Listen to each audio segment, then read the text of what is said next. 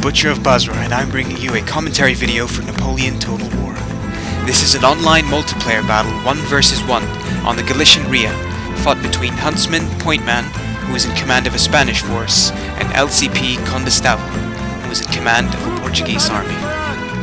This battle focuses on two things: the idea of knowing when to attack and when not to attack, and also how to effectively counter enemy cavalry with your own cavalry. And over here you can see Pointman's army, and his build is up on the screen. And over here you can see Condestavel's army advancing, and his skirmisher heavy build is now up on the screen. Now the Galician Ria is a map that has scattered woods here and there and is characterized by many gentle slopes, but there is one very big hill that you can see here on the Spanish right flank, or the Portuguese left flank, and this is where the battle is decided. This of course should surprise nobody, because choosing the right terrain to fight on is the key to victory on the battlefield, and high ground always gives the holder a distinct advantage both in a firefight and in melee. Now both players probably have this hill very high up on their list of priorities, and you can tell by looking at the minimap. They've both deployed rather sizable forces close by in order to seize it. Condestavel rushes a unit of tiradores, a unit of cazadores, supported by a unit of line infantry to the peak of the hill, in an attempt to lay down fire on Pointman's forces on the other side. However, the height advantage does not bode very well for the Portuguese, as Pointman has his men situated in such a way that many of the bullets being fired by the Portuguese rifles are shot straight into the ground.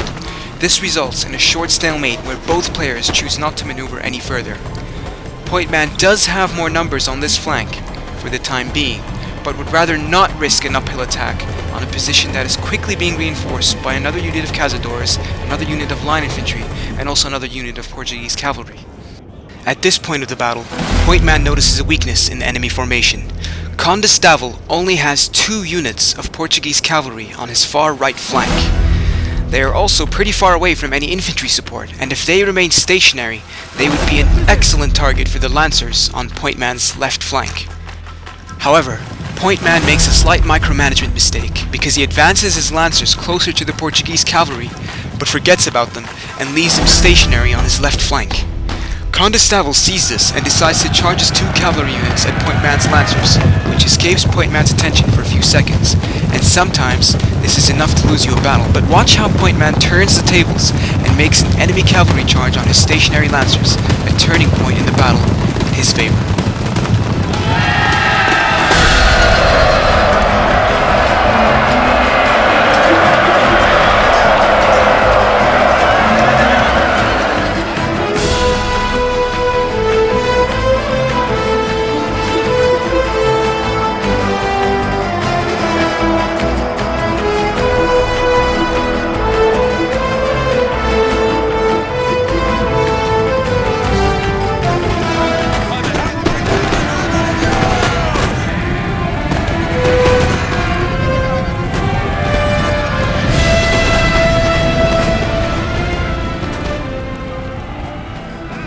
To avoid losing his lancers, all Pointman had to do was pull them back away from the fight towards his line infantry, who were waiting in squares for the pursuing enemy cavalry to get stuck in.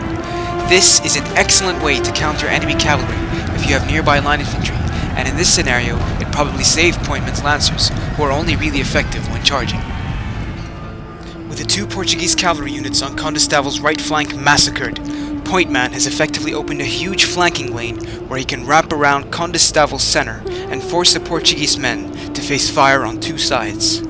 He also has cavalry superiority on this side of the map, and this will allow him to freely harass his opponent's numerous, but now very vulnerable long-range infantry. Now if you take a look at the minimap, you'll find that the red dots, which are the Portuguese, are focused on the left flank to take the big hill, and there are a lot of men in the center, but the right flank is almost completely neglected.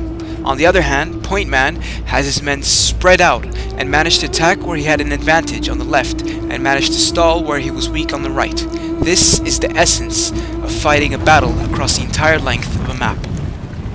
Pointman now uses his overpowering left flank to move in on the Portuguese center with his infantry, while his cavalry chase after the enemy general and also smash into the flanks of Condestavel's skirmishers, forcing an unorganized and sloppy retreat towards the big hill on Pointman's right flank.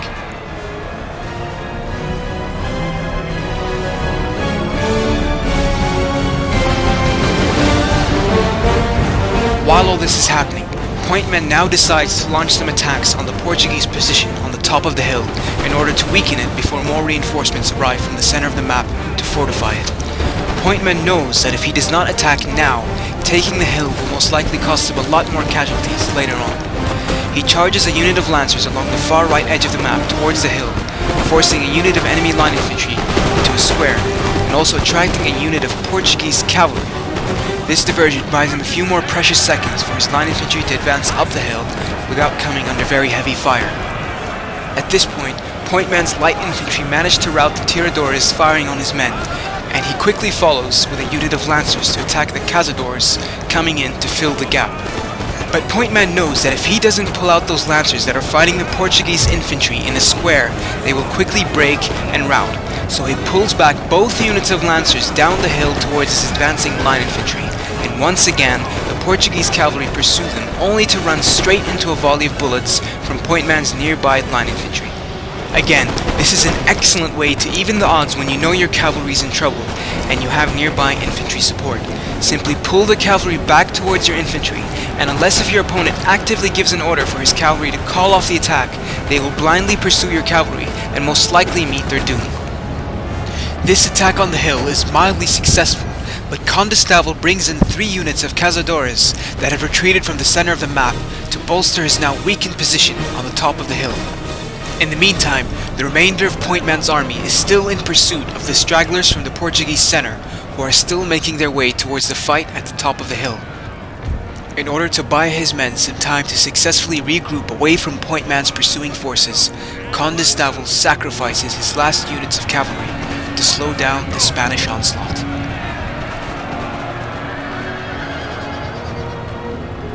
The Spanish forces greatly outnumbered and outgunned the Portuguese, but the fight for the hill was fierce nevertheless.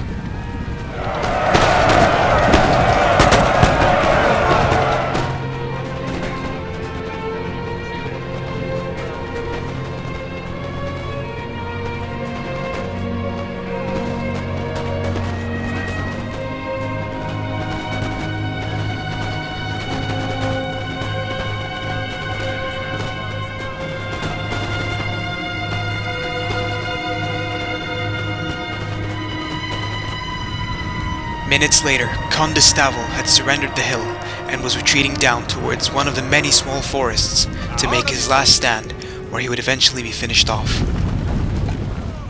Anyway, good game to both players.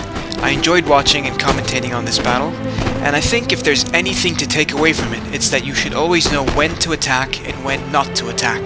The idea is very simple. Where you are strong, hit the enemy hard and fast. Where you are weak and the enemy is much stronger, avoid the enemy. The fact that Pointman had actually spread out his men does not necessarily mean he had an advantage in any way. It was Condestavel's reluctance to push his advantage where his men were concentrated, namely in his center, that cost him the battle. He failed to protect his right flank adequately, and his hesitance to push forward on Pointman's weaker center eventually cost him the battle.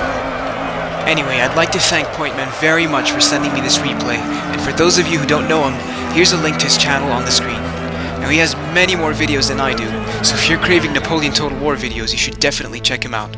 Again, thank you for watching, and be sure to comment, rate, and subscribe.